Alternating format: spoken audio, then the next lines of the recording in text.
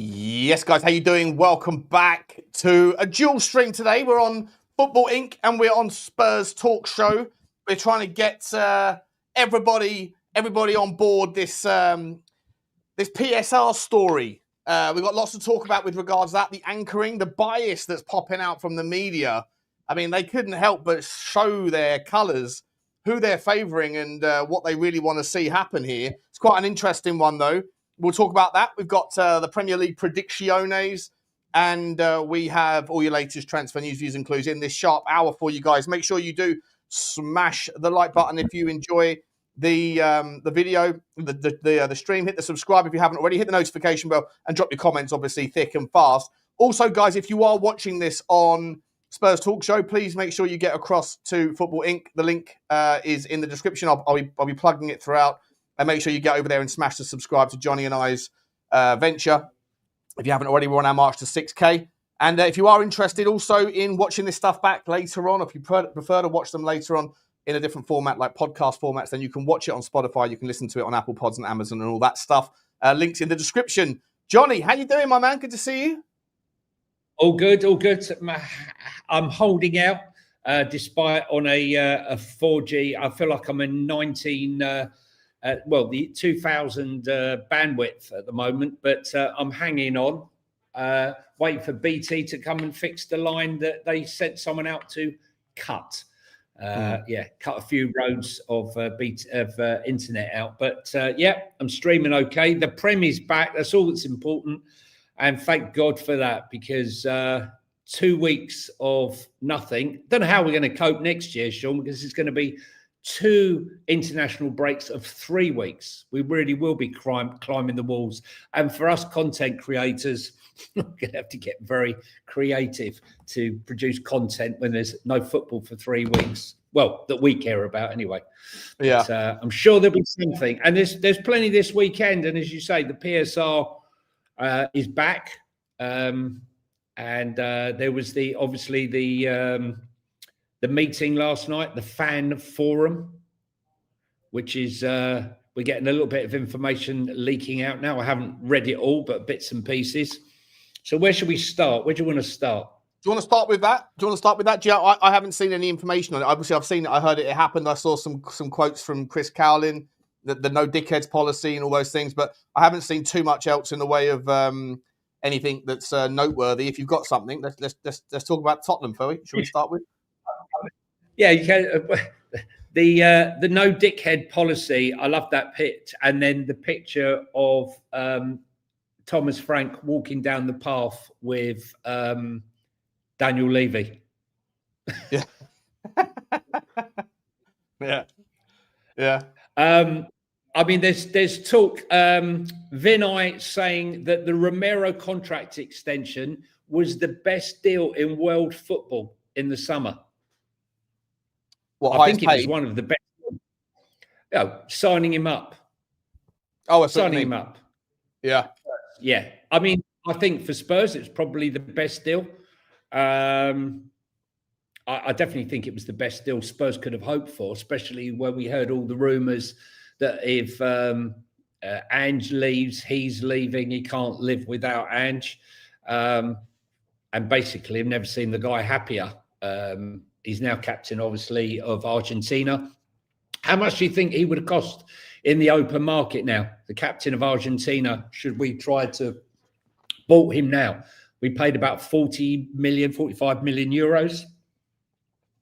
It's difficult to know, isn't it? Because, it always depends on the nuance, right? Like his age, is he 28 now? So that's obviously a bit of a limiting factor given just the way that the market's gone. But it would have depended, obviously, where he was playing, how happy he was, how much time he had on his contract, and whether or not that particular club had the need for money that you could lean into. But just if everything else being equal, I think that, I don't know, probably like 55 million, 60 million. I think he'd be about the same sort of price as what a full price Mark Gahey would have been, but Mark Gahey probably has a few million more because of the English home, the home tax, English tax thing. I reckon about 60 million, probably something like that. I would have gone a bit higher. I would have probably gone 70, 75, depending on how long he had on his contract. Obviously, that would have made a big difference. But for me, he looks like a different player now. playing in a more defensive system, a system that suits both him and Mickey van der Ven. And I think we'll start to see a better version. Not to say that he won't have his odd shitty game. All players have that. But I think this system suits him. And for us, it was imperative. I mean, imagine if he had a left, Sean. Danso and Mickey van der Ven, would it have the same steel to it? I don't think so, personally. Maybe for the odd game, but I think, I think this is a major signing for him. Another thing to come out of the meeting, Thomas Frank was asked how he presented himself at the interview for the Tottenham job and what he did to convince the club to hire him. He replied, "I'm the shit."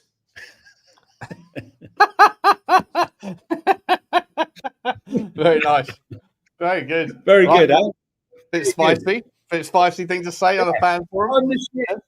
I'm the man. I'm the shit. But listen, I mean, look, I'm sure more and more will come out as the day goes on. Obviously, only a select few made it, and a select few interviews. It was interesting to see that they were all on the front row. Ho, Frank, the usual crew.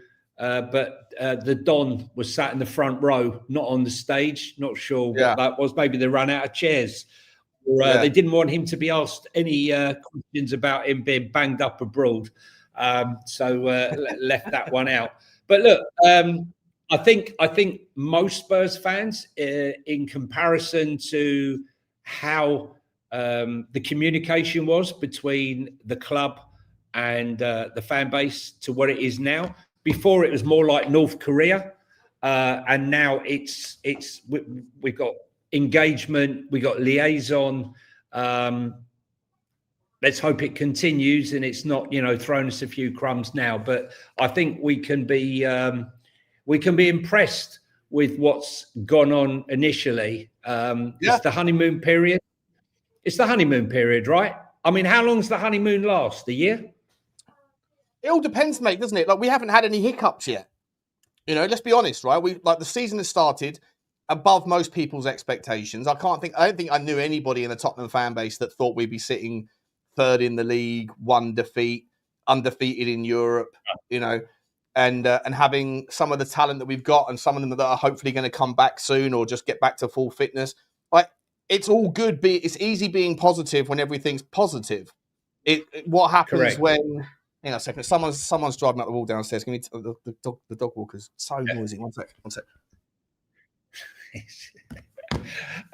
This is very professional. You can see we often have this on Sky Sports where the presenter suddenly exits stage left. Presenter exits stage left.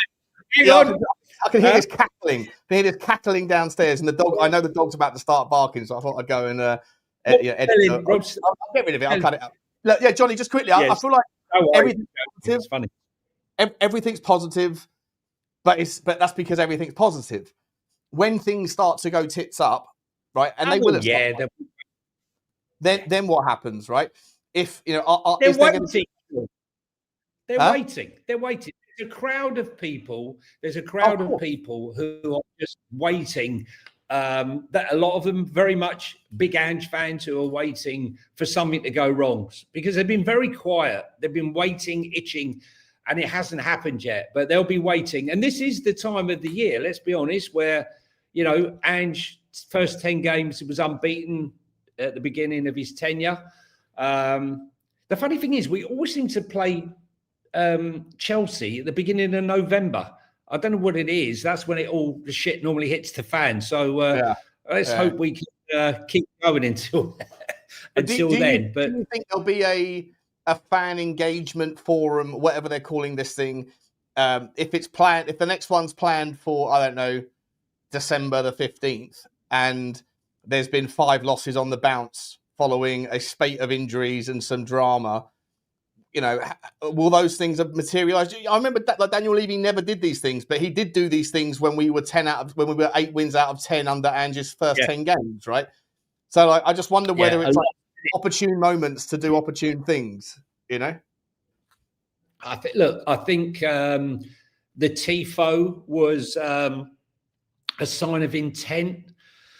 You know, that really good tifo at the beginning of the season that we saw, something different. It would be great to see more fan engagement, how we can improve the atmosphere in the stadium and the Spurs stadium.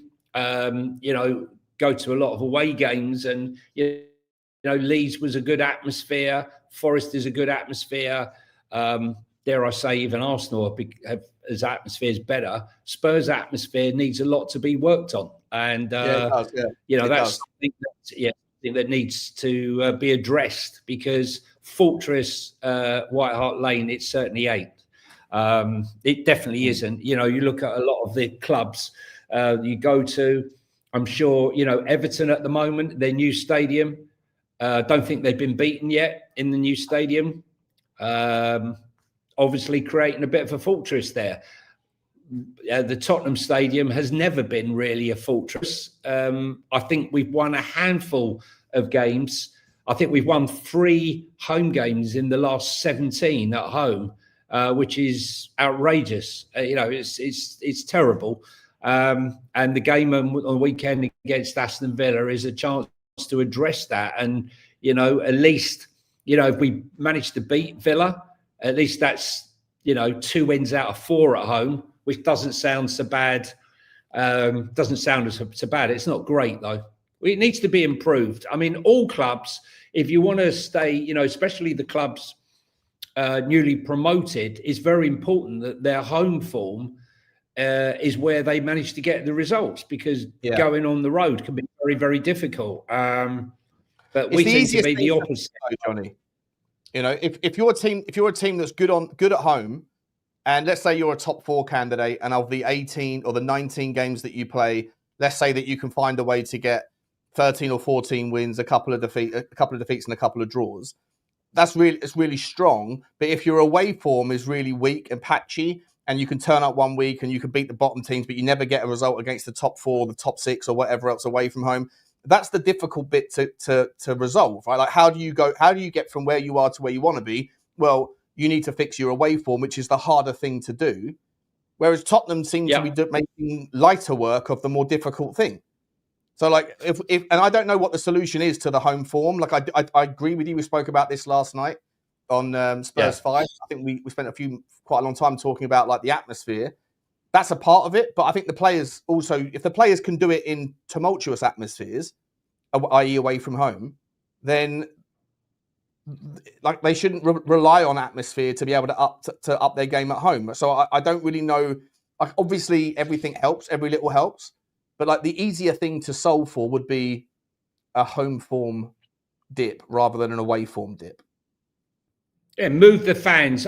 Look, when we go to away games, I sit in some horrendous places, you know, stuck up in the gods, right in the corner where you can't hear us, you know. And at Spurs, the away fans have got a lovely pitch in the corner, right by the flag, good atmosphere in the ground. They create a better atmosphere than we do. Well, you know, and I think, you know, a lot of clubs relish coming to Spurs and playing in a great fancy stadium. It seems they seem to elevate their game, where our players are running around going like this to the fans to try and get them fired up. It needs to be addressed because, as I said, you know, going to some of the games, Manchester City was pretty poor. Their home form, their home fans, the atmosphere wasn't great. I used to call it the empty ad. And you know, hasn't got a great atmosphere, but you know, you go to Liverpool, for example. I'm not saying we should be Liverpool, but the hairs on the back of your neck stand up, even if you're an opposing. I'm not sure it does. I think that's a myth, mate. They're brilliant. They're brilliant. No, listen, they're brilliant when they sing their song, but as soon as their song is sung, they all sit down, and then they don't sing again until they're winning. Like that, they are the epitome of you only sing when we're winning. I don't know. They're not a 90-minute like raucous atmosphere, but you do get that at places like Nottingham Forest. Or when you go to Nottingham Forest, they have an unbelievable atmosphere. When we went to Luton, was pretty good. Like the smaller atmospheres have more hardcore fans, right? And so The only atmospheres that I think are, arguably really poorer than ours is like Fulham. Fulham isn't a great atmosphere. I don't think Chelsea's a great atmosphere. Brighton, Seagulls. Yeah, Brighton. Yeah. anyway, we can solve for Tottenham's home form another time because we're on the Football Wink. By the way, guys, if you're watching this on Spurs Talk Show, please make sure I'll get the link in a second. But please make sure you jump over to the Football Wink and smash the subscribe. Sorry, shout out to Palace. Palace fans up there, probably the best. Palace away is always a fantastic atmosphere. Small crowd, small ground, but raucous fans, brilliant fans, always are. 100%. Don't stop singing. Yeah. Let me just quickly put that link in there, guys. We are trying to grow the channel, so if you're watching this on Spurs Talk Show, just make sure you also just hit that link and get over there and sub and spend some time over there as well. Let's move on to this FFP PSR anchoring thing, mate. I don't know if you've seen the kind of reaction, right? But so I read about this all last night and this morning. In a nutshell, for those of you that are unfamiliar with what anchoring is, as you know, there's currently 2 sets of rules that are in play for teams that are playing in Europe. You have the UEFA squad cost ratio rules, which this season limit your ability to spend to 70% of your club's revenue on the makeup of your squad, right? Wages, transfer fees and agents fees, that sort of stuff. At the same time, in the Premier League, you have to adhere to the current FFP rules, which is £105 million losses over 3-year rolling periods. They're different. The Premier League rules are stricter, but have weaker punishments. The USR rule, the squad cost ratio rules are probably easier to adhere to, but when you fall foul of them, the punishments seem to be a little bit stronger. But they don't affect teams that finish 8th and downwards. About a year and a half ago, the intention was to move to something similar to the UEFA rules in the Premier League, but it wasn't going to be 70% for everybody like it is in UEFA teams. It was going to be 85% threshold. So teams that were already in Europe wouldn't really be affected by it because they're already adhering to stricter rules in UEFA. Correct. They were also thinking about introducing this thing called anchoring. And anchoring essentially is something where whoever the bottom revenue generating team is in the Premier League, let's use Burnley as an example, and let's just say for argument's sake that they make £120 million a year. I think it's slightly more than that, but let's just say 120. Then essentially you 5 times that number. So in that case, you get 600 million quid. And then regardless of how much money your football club brings in revenue, you would still have to adhere to the 85% threshold for the Premier League or 70% if you're in Europe. But the anchoring rule, which would only ever really affect teams at the very, very top, would essentially mean that even if their 70% number is higher than 600 million, then because the anchoring rule is the lower of the 2 numbers, then a team like Manchester City, even if they brought in £1 billion of revenue, rather than being able to spend 700 million in this scenario, they'd be able to spend 600 million on their spend, right? So that you'd get rid of the 105 million quid. That was the plan. It got shelved because Manchester City sued the Premier League around the associated party transaction rules. And until that was figured out, they said there's no point in complicating anything anymore. Let's figure that shit out. That stuff apparently looks like it's figured out, although it really isn't. But in a nutshell, now in November, in a couple of weeks' time, the Premier League are going to get together and decide on that vote. The last time it came up, 16 teams voted in favour of it. 3 teams voted against it. 1 team abstained, and an abstention is the equivalent of a rejection because you have to get Chelsea, an approval. wasn't it? Chelsea abstained, Chelsea, and then it was Villa, City, and I think it was Forest that voted against. I think off the top of my head. But anyways, it wasn't put through in the end. It didn't go through because of all these other things. Now it looks like it's coming back, and they're going to put it to the vote again. Now, the way that it's being presented in the media, and this I'm talking about the likes of Simon Jordan, who's saying like PSR rules aren't fit for purpose. There should be less scrutiny because it doesn't work anyway. But the other things you've got all over the Mirror, the Sun, the Times, the Telegraph. They are all spinning this in the guise of protecting Manchester City, who would be the only team who would realistically come even close to being affected by this. And they're basically saying it's a disaster for the Premier League. It's horrendous. You're shooting yourselves in the foot. We're sleepwalking our way towards this disaster because, for the most part, 17 teams are not going to be affected, so they don't really care. But for those teams that are affected, it's going to be a disaster because Erling Haaland's going to leave and Silva's going to leave and everybody's going to leave and go and play for bigger teams. Everyone's leaving. Everyone's leaving is according to the narrative, right? But the reality is that all of those teams in Europe, they might not have the anchoring rule, but the teams, this argument that Real Madrid are going to benefit and Bayern Munich and PSG, and it's like the amount of money that broadcast revenue brings in, it's a disgraceful narrative, Johnny, because first of all, there's only 24 players that can play in those teams anyway. Second of all, they already have to adhere to their own 70% thresholds anyway. And thirdly, this narrative that people just chase the money. If that was the case, Erling Haaland would be playing in fucking Saudi Arabia, wouldn't he? Right? It's not all about that. He'd be playing somewhere else. But the thing is, right, I think now, even finishing bottom guarantees you 100 million without selling a ticket. So really, realistically, I would say the minimum, the lowest income is probably around about 160 million. Would you not say? Yeah, I think minimum. When Burnley were last in the Premier League, they had 135 million quid, something like that. Right? This is from the year before last when they were in. Okay. And the money, the money's going up. So, but even finishing bottom of the league, you get 100 million. Probably. I mean, don't forget you get your parachutes as well. There's money coming in. I can't believe it's anything less than 100 and say it's 135 million. Okay. So what are you looking at? 600 odd million a year? 650 million would be in that scenario. 650 would be the multiplier. Yeah. Which that's more than enough. They'd have to have over $1 billion in revenue for that to be a problem.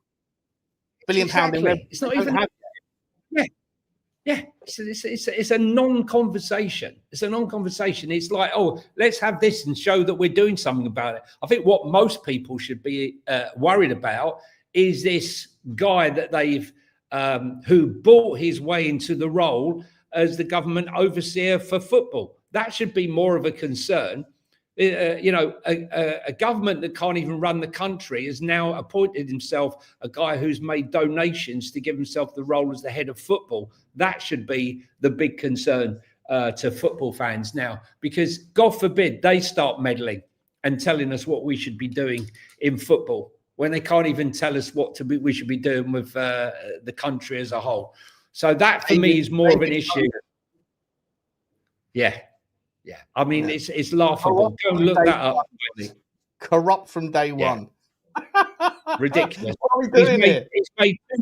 He's made two donations to the Labour Party, to Keir Starmer's and I've got the woman, the other woman, Namby Pamby, made a donation to the two, but it's got nothing to do with the reason why he's overtaken all of those with more credibility for the role than him to run football. Yeah, he likes football, so let's give him the role. Who is this? They're asking. What was his name again, Sean? David Cogan. There you go, David Cogan. Look it up. Yeah, it might as well be Steve Coogan. Knowing me, football regulator, knowing you. Aha. Knowing me, yes, knowing me, knowing you. This anchoring thing, though, it's just, for me, I just feel like the media have exposed their bias because they're sitting there trying to make out like it's the end of Premier League competitiveness, when in reality, it's the lack of those rules that has made the game a scenario where the top three or four teams win everything. They got ahead of the rules, or they cheated anyway, allegedly, or they jumped through the loopholes of previously stupid rules that weren't worth the paper they're written on. And the bottom three teams that come up generally go down. It might be different this year, but generally speaking, that's the outcome. And so this narrative of like, it's destroying the Premier League. The Premier League is already fairly boring. If you can tighten the relationship between the haves and the have-nots, I mean, wouldn't it be awesome, Johnny? I'm not saying this from a perspective of a Tottenham fan, but just generally, wouldn't it be awesome if there was a higher probability? I'm not trying to curtail ambition, and I don't think that there shouldn't be any difference between the teams that have been successful and the teams that haven't, for example. I think there has to be an advantage to your successes. But wouldn't it be more fun if every year you went into the Premier League and you thought there's realistically 7 or 8 teams that might go down this year, and there's 7 or 8 teams that might win a trophy or that might get into that might be in a title race? Wouldn't that be the most fun way of playing football, where you don't know the outcomes? But right now, that's not the case, and that these guys are saying that any attempts to try to change that, all you're doing is handing over the value to Real Madrid, which is just an absolute fallacy in the logic. Well, we last year was probably for me one of the worst Premier League races, top and bottom. Liverpool ran away with it. The bottom was predictable. We knew exactly who was going to go down. There was no there was no jeopardy, it didn't seem like, for weeks and weeks, months, in fact, before the end of the season. This season, what we've seen is Sunderland, Leeds, Burnley, all spending money and raising questions. And, we got the likes of Wolves, we got the likes of West Ham and Nottingham Forest at this moment. I know we're only 7 games in, but looking like they need to start finding some victories. Whereas the Sunderlands and the clubs we expected, Bournemouth, for example, selling all their top talent to all be struggling, haven't. So for me, that's exciting. That's the type of football I want, and we want it the same at the top. We want it the same at the bottom. We want jeopardy every week. Yeah, you want your club to win. Whoever you may support, you want your club to win. But you don't want to walk into the ground saying that's what creates a shit atmosphere. When you go to a ground knowing, well, it's a cakewalk. It's a cakewalk. There's nothing to be excited about. I only get excited. Yeah, because otherwise it's like, you want to go to that ground. I mean, we've said this before. One of the best atmospheres ever at Spurs was Spurs v Arsenal in the new stadium, when there was the double jeopardy of who's going to get the 4th place Champions League, or go into a game where it's on a knife edge. You don't know who could win the game. A lot of that went last. 6-pointer. If every game was a 6-pointer, right, and it was Tottenham against, or I don't know, it was Nottingham Forest against Bournemouth, and I mean, I don't even know if there's a. I'm not trying to rewrite the game here, but I don't even know if the points distribution is kind of the right way of going about it. But where you need to incentivize everybody having a victory either way, like a victory or a loss. Draws are boring and unhelpful. I think the game needs something. The Premier League needs something that can amplify the stakes a little bit. And to me, there's a lot of ways you can go about that, and you don't want to change too much too soon. But one of them, for sure, has to be the ability for more teams to see more success. It's a fact that in the last 25 years, 92% or 91% of all trophies have gone to 5 teams. And then of the rest, of the other 8 or 9%, 2 teams have won 2 trophies. And this is domestic trophies, by the way. And then there's 7 teams that have won 1. And most of those teams aren't even in the Premier League anymore. Some of them are in League One. There's no distribution of success. There's very little jeopardy of relegation. And yet the media are spinning this idea of tightening the rules, Johnny, as they're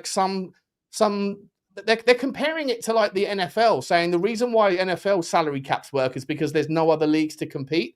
The fact that that's not the case in football means you should leave it as it is. Allow the teams that have always had the unbelievable, obscene access to resources to continue to thrive. And by the way, those guys are also, as we've spoken about, obviously we don't know the results yet, but these guys are not just using their resources and trying to close the door after the horse bolted, but on top of that, they jump through loopholes, and a lot of people are saying they've cheated more times than they haven't. So we have to find ways to make this stuff less obvious, less frequent, and allow smaller teams a bigger slice of the opportunity pie, in my opinion. Philip Randall in the chat there says, saying, Johnny, you're sounding like the Premier League was more even in years gone by. This was never the case. You're probably right, Philip. But, we don't want, the whole point of balancing the thing that, you know, in the American football, the draft is all about balancing transfers so that the richest clubs don't buy all the best players. They trade them off. And they're trying to bring equality to the Premier League. So look, if all barriers were taken down, come January, Newcastle would go and spend and buy every single player they could buy. Manchester City would do it. Chelsea would do it. And we wouldn't have a better league. It wouldn't be a better league. People think that.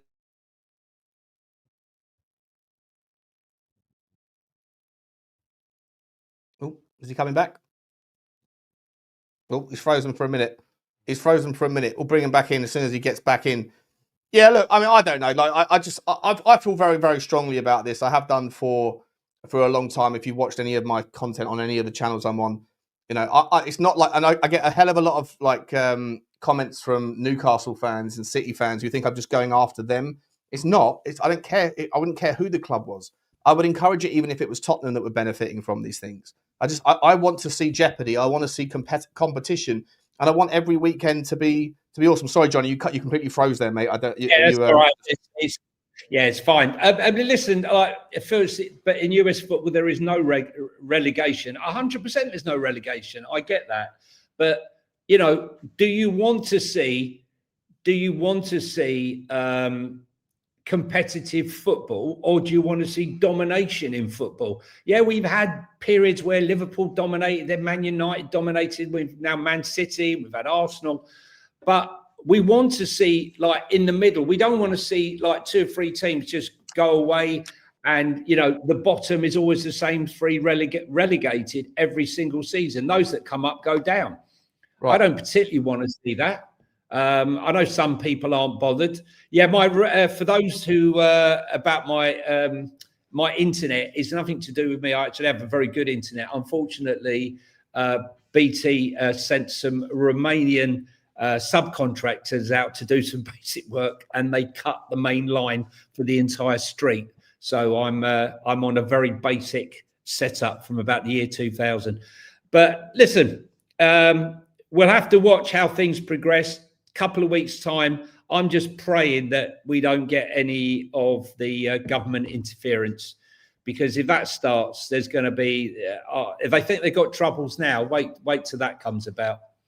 It's definitely not. Do you want to do some of the super chats, Sean? Yeah, we'll do it. One second. Let's have a look just quickly. Just got to get something up here. Where's that gone? Here we go.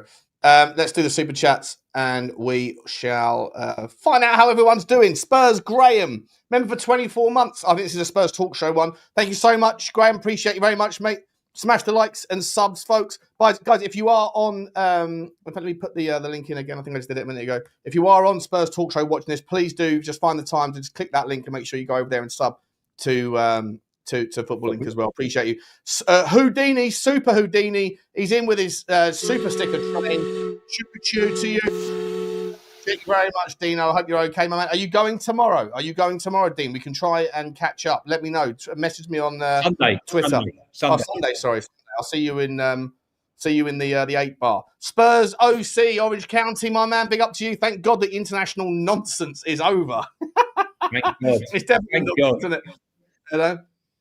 Absolutely fantastic, man. Thank you very much for the super sticker. We're going to get into the Premier League fixtures in just a moment. We've got to do a couple of transfer news and clues as well.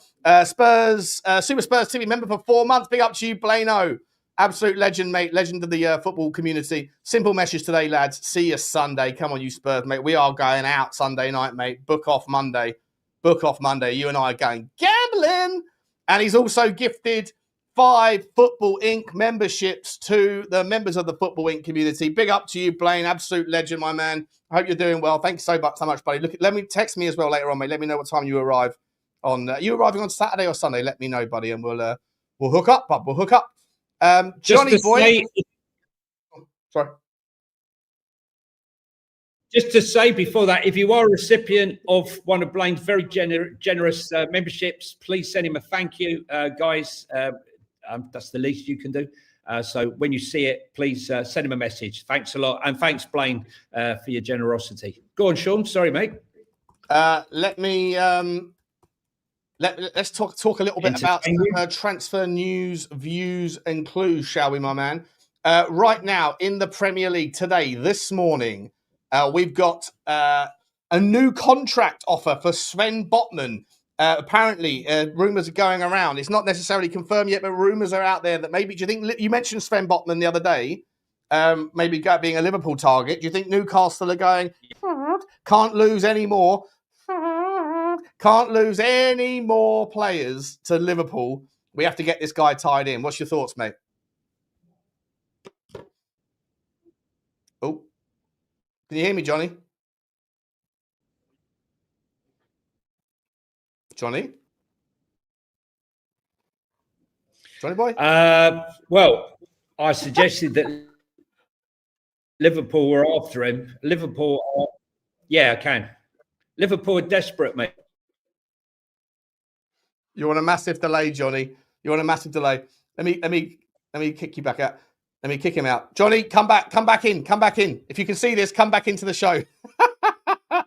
Johnny's he's a mad one with that delay. Absolute mad one. See what we'll do, whilst we're there, we'll just do a super chat from Finn McMullen.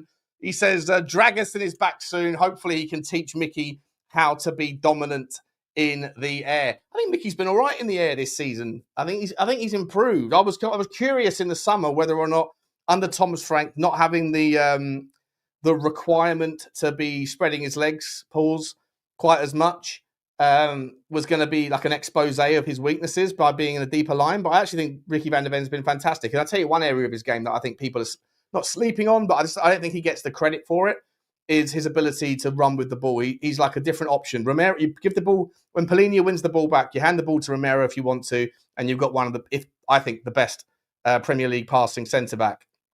If you look left, though, you can ship it off to Mickey van der Ven, and if he gets past his first man and he runs with those lanky strides, then you know that there's good things coming, because that ultimately just opens the play up, especially against the press. So for me, yeah, look, there's always rooms to improve. My man Finn, always room to improve. But I think that Mickey van der Ven has really surprised me with having a little bit more typically defensive stuff to do, rather than just sort of like get us out of jail, free card, Hail Mary type stuff. And I think he's upped his game.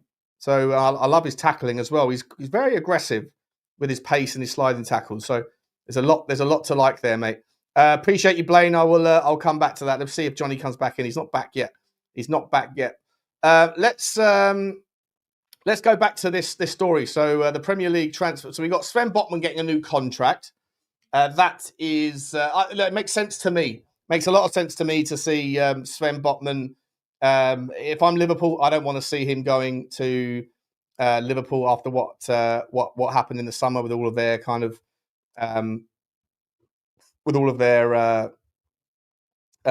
sort of, what would you call it? Gazumping, little broing, whatever.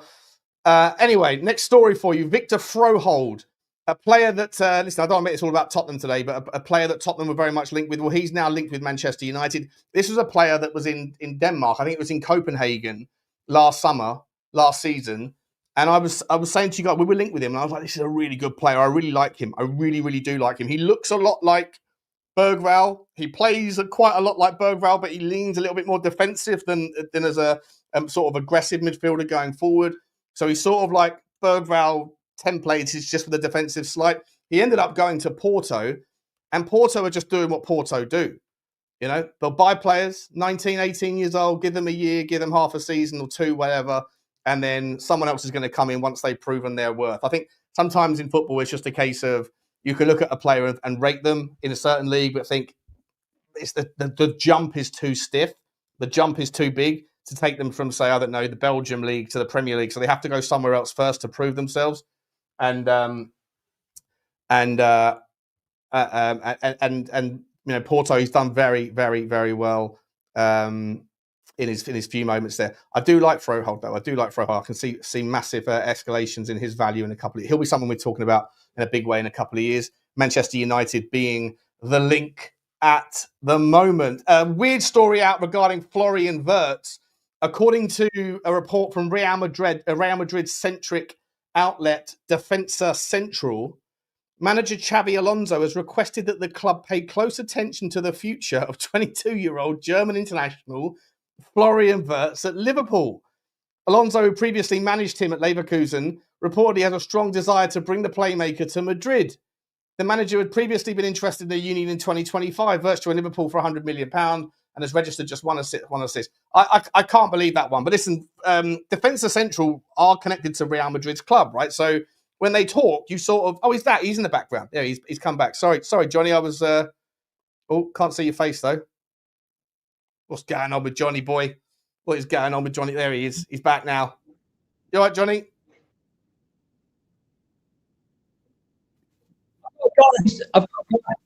I've got a guy holding two wires. Jesus Christ. I've got a guy holding two bits of wire together outside, I reckon. I mean, what is going on? What is going on? 20. Yeah.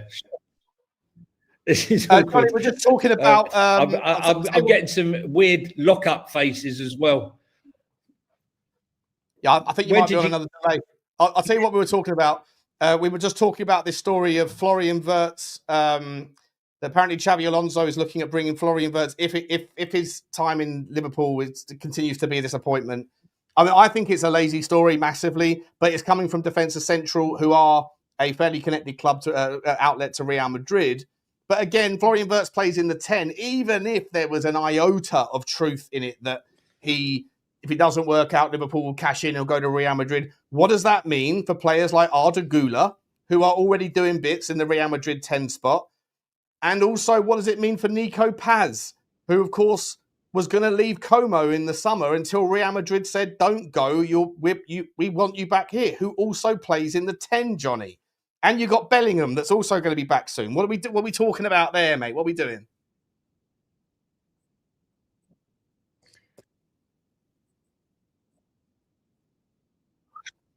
Look, it's lazy journalism just to fill bars. As if Liverpool are going to admit already that they've made a huge mistake. They're not going to do it.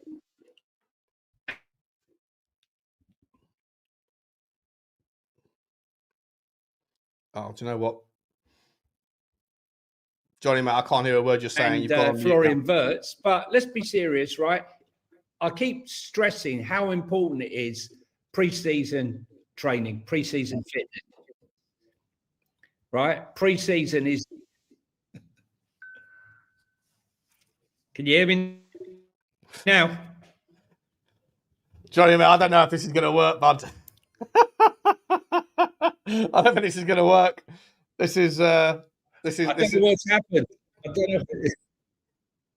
Do you want to log out and then try and come back in again, mate? And I'll carry on without you, okay? Try and come back in, mate. This is what we do here. This is what we do. Oh, sorry, guys. Sorry about this. Johnny's got to get his Johnny got to get his hamster wheel working.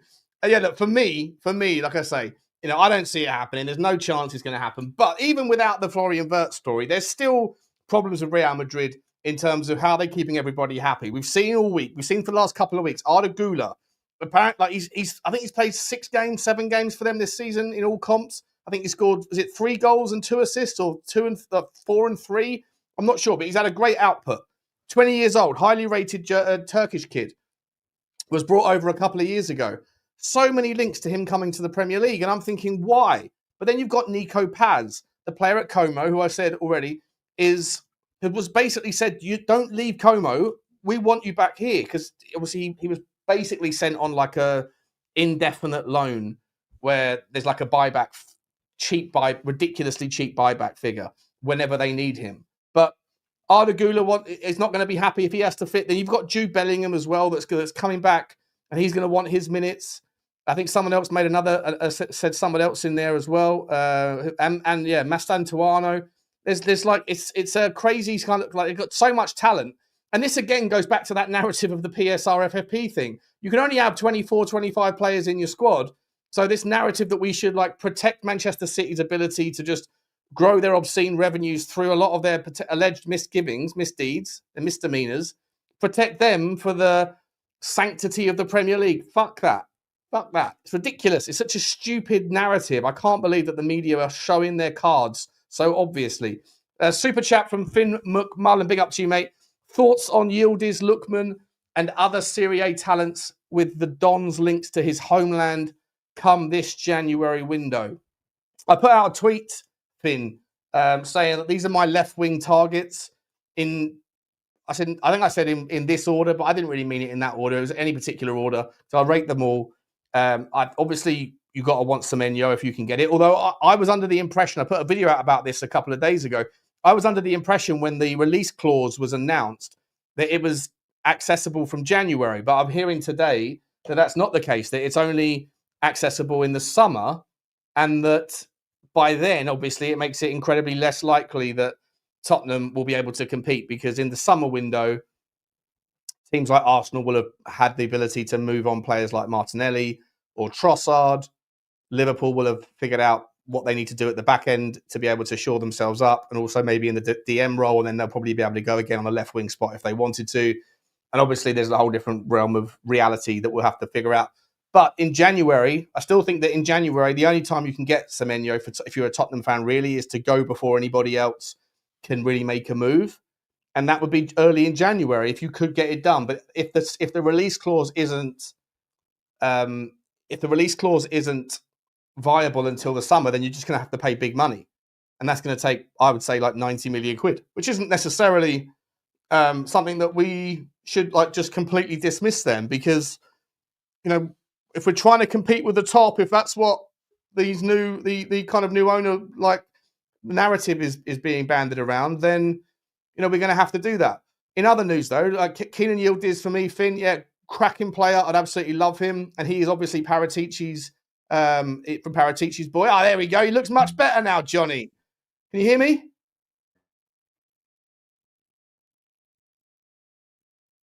Can you hear me, Johnny? Still can't hear me. For fuck's sake. We'll see if he catches up. I'm going to finish my point anyway. So you got Keenan Yildiz.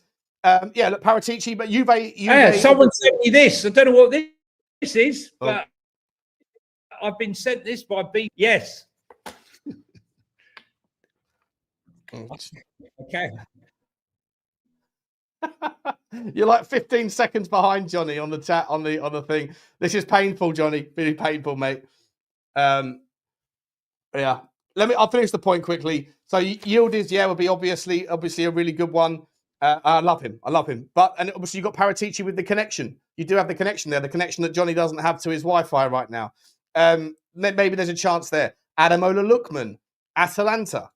Paratici has relationships with Atalantans as well, so hopefully we can get something going with him. I know most people sort of not quite as sold on him. I rate Lookman so much. I think he would be excellent in the Premier League. He's got such great output, such great tenacity. He does remind me of a Mohamed Kudus. Although I had that chat with that Jacko fella, he's like he doesn't think that they're similar players. But I tend to disagree. I think you've got two outlets, two players that want to take players on.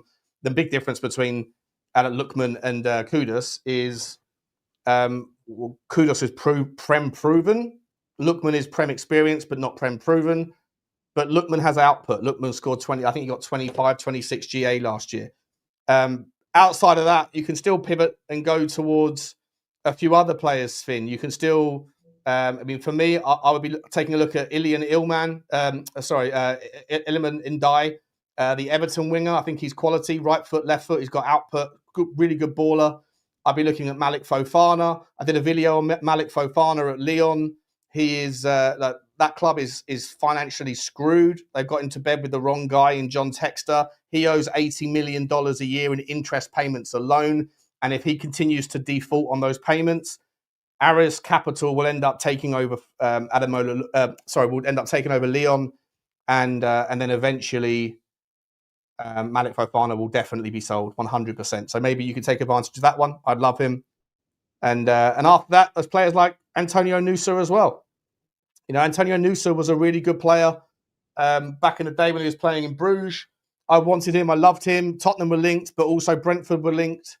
He was going to go to Brentford. Thomas Frank wanted him at Brentford, but then he failed a medical, ended up going to RB Leipzig, and he's done very well in RB Leipzig at the step up. So, I wouldn't be surprised to not see some links there. Jonny, are you caught up with me, mate? I'm doing this test by if I ask you a question, how long is it going to take for you to respond? I feel like he's on the moon somewhere.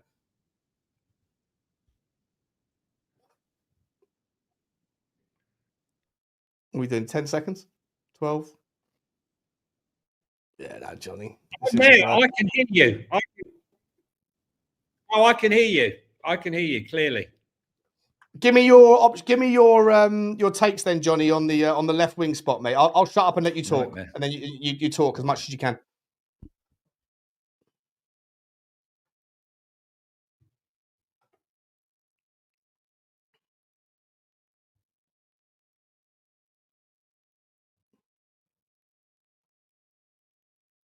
Oh, for God's sake.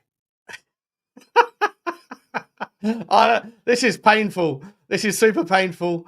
You know what? I don't know if there's any point in bringing him back in. I mean, when he comes back in, I'll give him another chance. But this is just absolutely shocking. I agree with him as well, Daniel. What's Piss for Eyes saying? You should do a show on 777 Partners. They went bust. The owner is now being done for fraud. 100%. 777 Partners, horrendous. They were robbing Peter to pay Paul. They were literally taking money from one football club or one business and sending it over via dodgy loans with zero interest rates to make that revenue of the other football club or the other business look better. And then as soon as the auditing eyes that were on that particular entity were moved somewhere else, they'd move the money back across. It was like businesses built on absolute BS. There was no money and they went bust in the end. And they took down a lot of really apparently good businesses with them. So yeah, 777. I think I've done a video on it a couple of years ago, to be honest, mate. But I'll do another one because it's a problem. It's a massive problem. Ares Capital are going to end up being, in my opinion, the owner of Molenbeek and Lyon and possibly Botafogo as well. Crystal Palace fans want to count themselves lucky that John Textor sold when he did, and it's crazy. Did we do the predictions this week? We haven't done the predictions, but I'd love to do it. I'd love to do it with you, but Jonny isn't around right now. We're not going to get it out of him. I'll tell you what, we'll do the predictions next time, guys. Do you know what, lads? I think it's probably better to leave it there. I'm going to see if Jonny can figure it out, and we'll come back and do another show this evening. I apologise for the horrendous technical glitches. These things happen. We'll blame the BT engineers, and we'll move from there. But yeah, look, I'll just finish up last 5 minutes because you're a Tottenham show as well. I'll talk about Aston Villa. For me, guys, I'm looking forward to a great game on Sunday. I think this will be a real litmus test for Tottenham. The midfield battle is where the game is won and lost. We need to pick Palhinha. We need to have Bentancur in there because the physicality of the likes of John McGinn and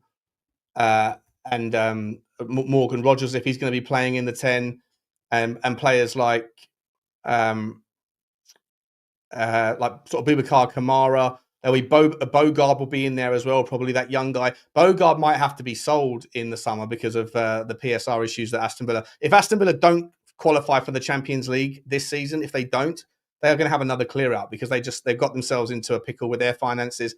Again, ambition is great, but if it's stretched or saturated, then it can be problematic. Ollie Watkins apparently is still a doubt, but they do of course have that wonderful player Daniel Marlon in the team that is a problem. Got Buendia as well, that's probably back as well. So it's a tough game, be a very physical game. I expect a little bit of fireworks with Matty Cash playing at right back. God, can I have to see something nasty happen to him? I'm not hoping for it, but I just expect there to be some sort of fireworks and unresolved differences, whether Bentancur wants to get stuck in, whether or not Romero's going to pay a little bit of grit and determination back in that regard. Let's try Jonny one last time, and if not, we'll round it off. Jonny, how you doing, mate? I'm fine.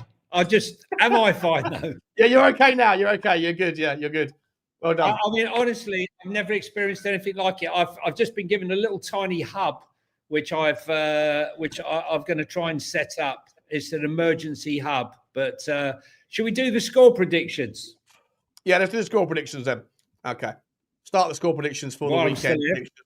Who's gonna win this weekend? Gotta predict the scores. Gotta be Nostradamus, picking wins, losses, and draws. Who's gonna win this weekend? Gotta predict the scores. Gotta be Nostradamus,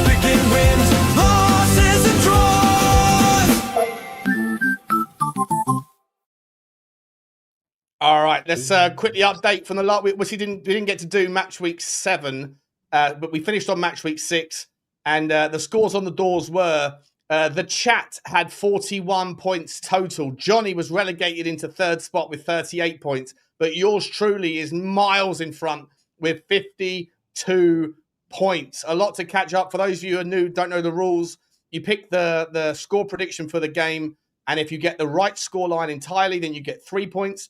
If you get the right result but not the right scoreline, you get 1 point. Anything else is a nil point.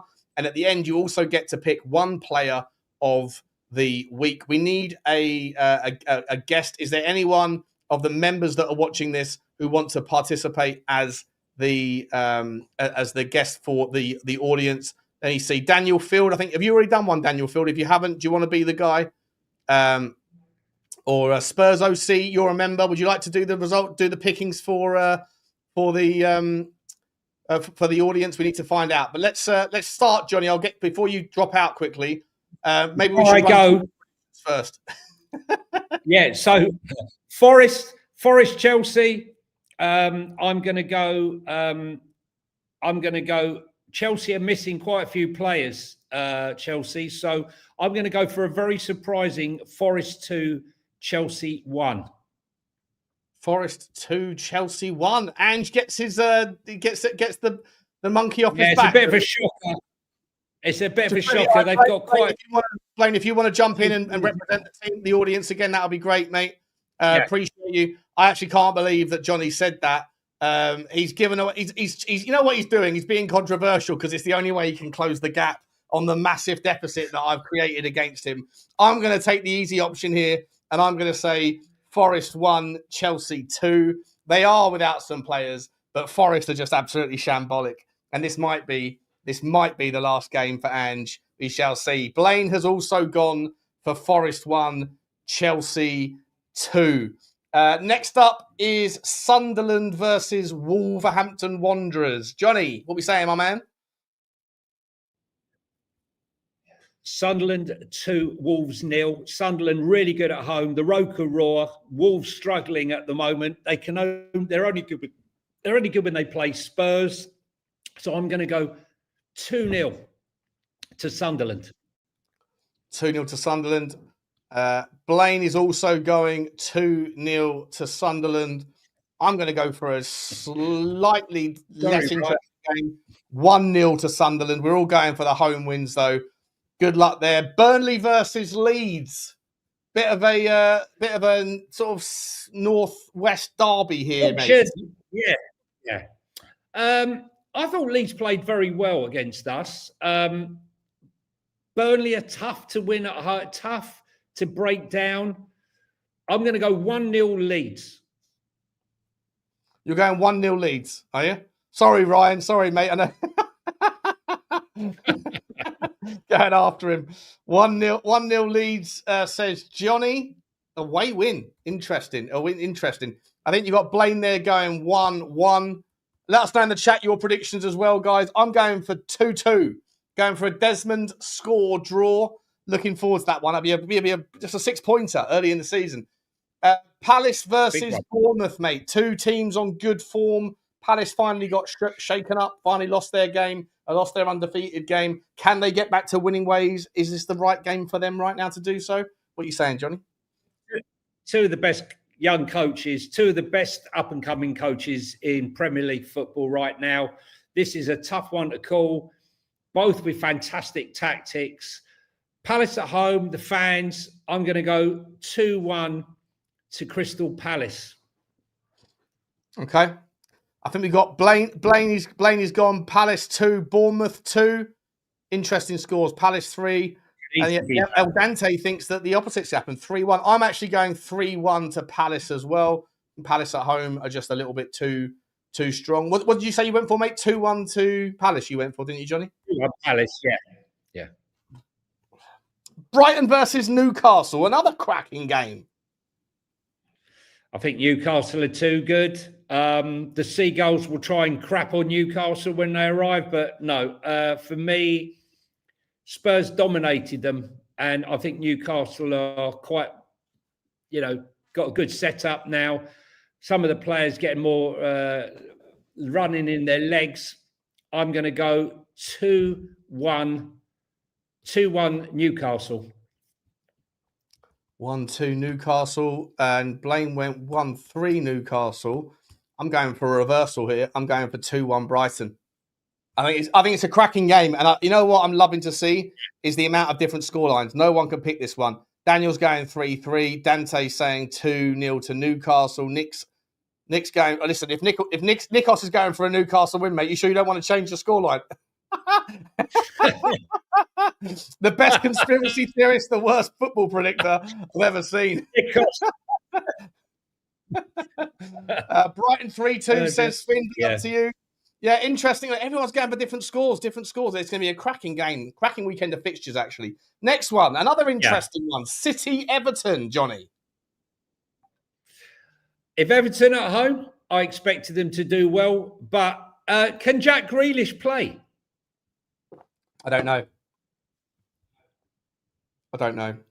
Interesting one. Without Rodri, it's going to be difficult.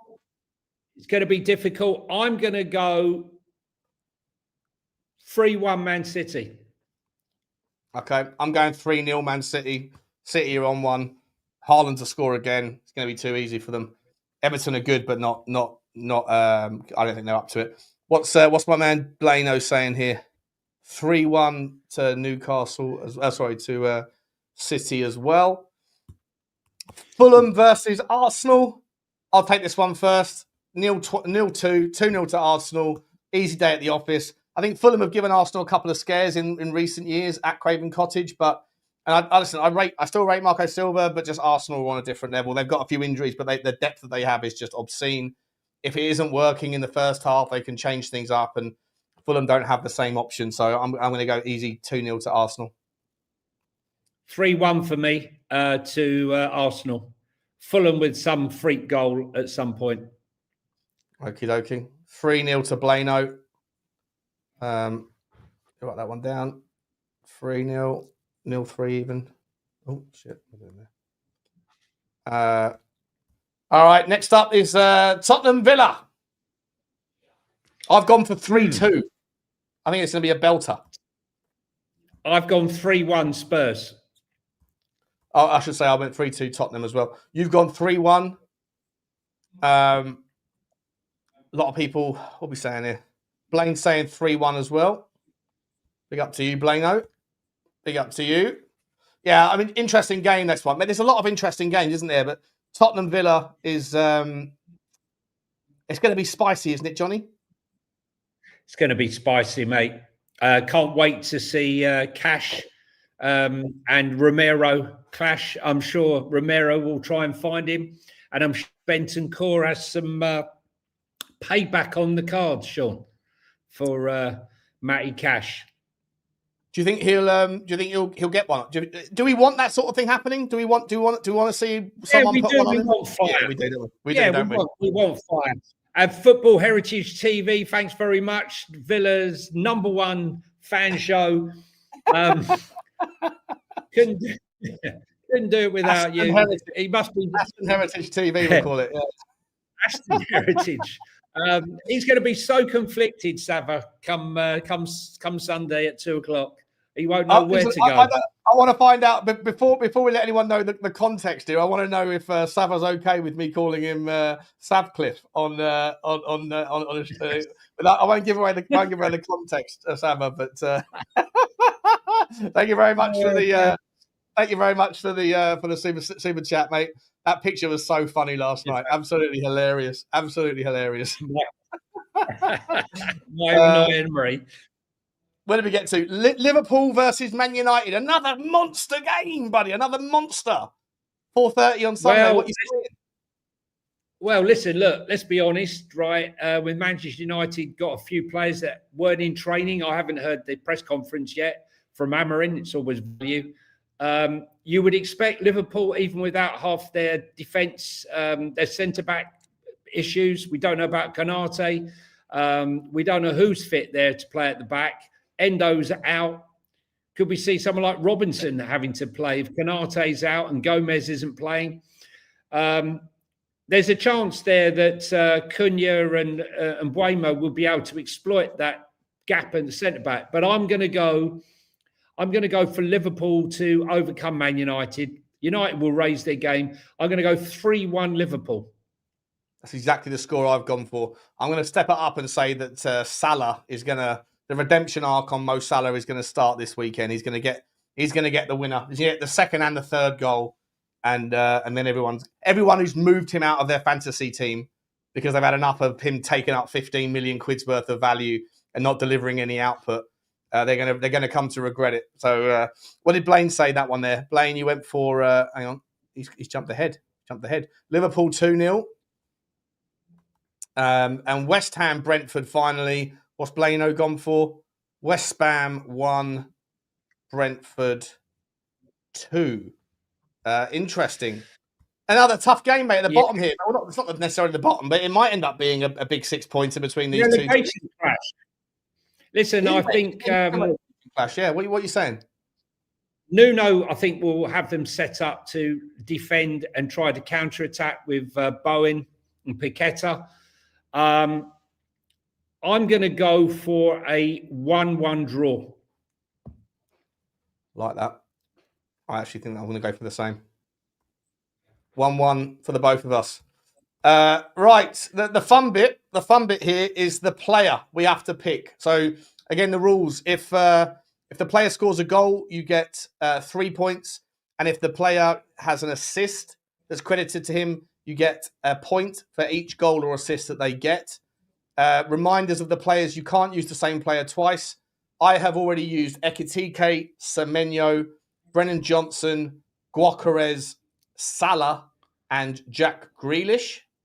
You, Johnny, have already used Phil Foden, Evan Nilsson, Mateta, João Pedro, Gyökeres, and Liam Delap. And the chat have used Salah, Richarlison, Rice, Kudus, Grealish, Haaland. I think that's it. Who are you going for? Right, so I'm going to go for Bukayo Saka. You're going for Saka. Interesting.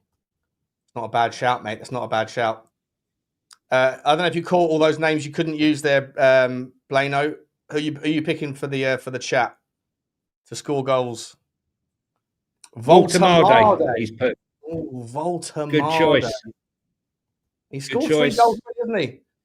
I think I'm going to pick. Choice. Well, I think I'm going to go for. I haven't used Haaland yet, have I? No, I'm going to use Erling Haaland. I'm going to get it done. And just guys, before we go, right? Before we go, as we all know, we've got our other teams, Sean. Yes, we do. Teams. Oh yeah. Let's go. So this is a big story. It's a big game tomorrow, isn't it? Big game tomorrow. Tomorrow and Saturday and Sunday, we've got 2 big games coming up. It's that time once again. It's time to check in. We're going round the world to all our second teams. Guys, huge games. We've got RB tomorrow. We've got RB Leipzig versus my club versus Hamburg, his club, Vuskovic. Big game tomorrow. That's the big game.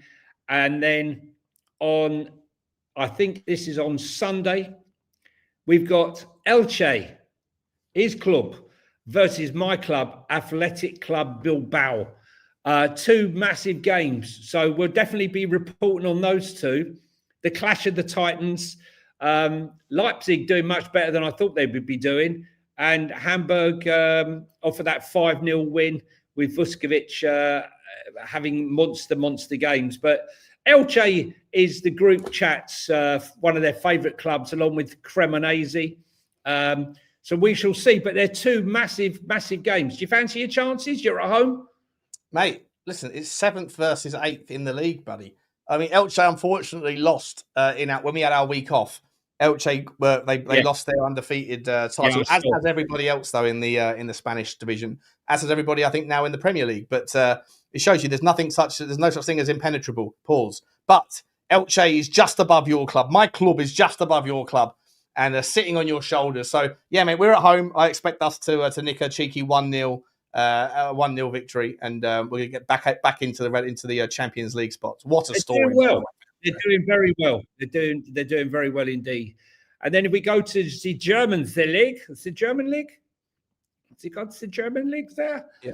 RB Leipzig, who sold off Penda, who sold off Sesko and Xavi Simons, don't look like they've really suffered too much.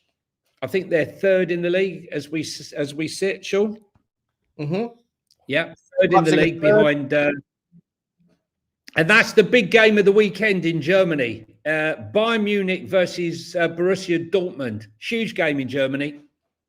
Let's see whether or not Harry Kane can maintain his incredible scoring record that he's started this season. Quite unbelievable. If he carries on like this, he'll walk the Ballon d'Or, I would have thought. But Hamburg need the win, Sean, right? They do, mate. They do. Yeah, we're sitting there mid-table. But look, we're a new team, and I think we got promoted last year. So, like, we're doing all right, mate. We're doing all right. You know, we're hanging around like a bad fart. And you know, I think we've got some upsets on the cards. It'd be interesting to see. It's Leipzig. So, mate, both of our teams from Spain and Germany are taking on each other. It's a shame that we're at the game on Sunday, because we should really be doing a double watch along for these games, you know? Well, we can do a watch along for tomorrow's one if you want. Yeah, I'm quite happy to do that. We'll do Leipzig Hamburg tomorrow. We'll figure it out. Leipzig.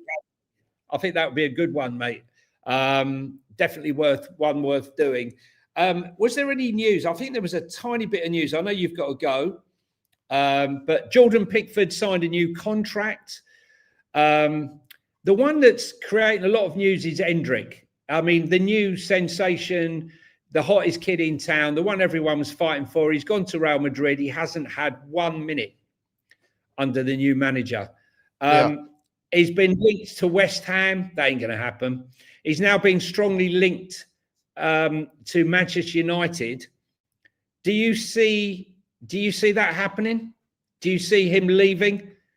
I mean, I don't think, like, he's not playing any minutes, Sean. Surely he needs to go. You know what? I was about to say I don't think it makes sense, but actually there has been in the last, like, this season and over the last 18 months, there seems to be a higher frequency of Brazilian young players actually sort of doing some good stuff in the Premier League.